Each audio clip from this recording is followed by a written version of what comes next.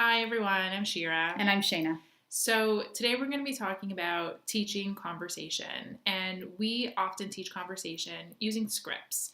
And one of the arguments that we hear is that it sounds very scripted and very rote and not very natural. And it's true, it does. It's not very natural when it's being taught. But there are still a lot of reasons why using scripts is a great way to teach conversation. One of them is that what's the alternative? Is it that they're not having any conversations at all? Then sometimes having a little bit of an unnatural conversation is still a good step towards conversation. So it's better than nothing. Another reason is that there is a lot of research to support that the scripted conversations do generalize to natural conversation.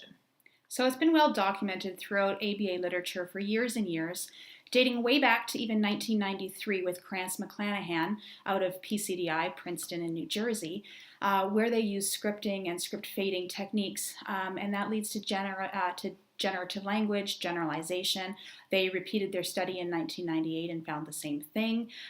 Then Brown, Krantz, McClanahan, and Paulson did another study in 2007.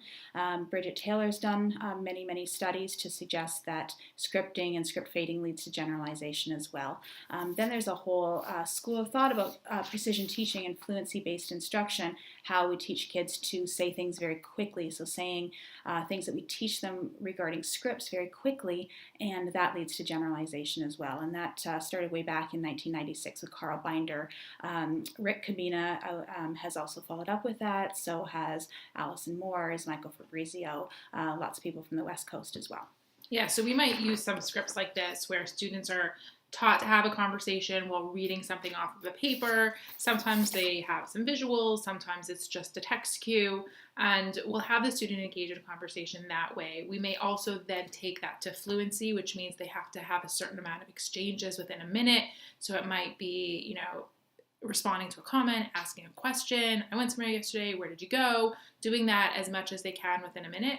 And the reason is if they have all of these scripts kind of in their back pocket, then when they are out in the playground and out in school and with their peers, they will have something to fall back on. And I doubt they're going to be out on the playground minute timings with their friends about how many questions they can have in a minute. But it gives them a much stronger repertoire of what to pull on when they are in those social conversations. So even though it is scripted and rote, it is very worthwhile to still teach it, and you will see it generalize.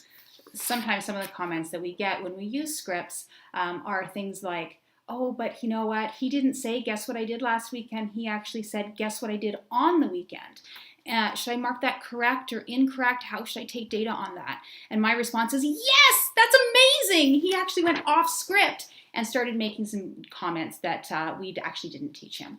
And that's what we want. Is the whole purpose of teaching these scripts is that if you teach enough of them, then they start to mesh together and start to lead to generative language.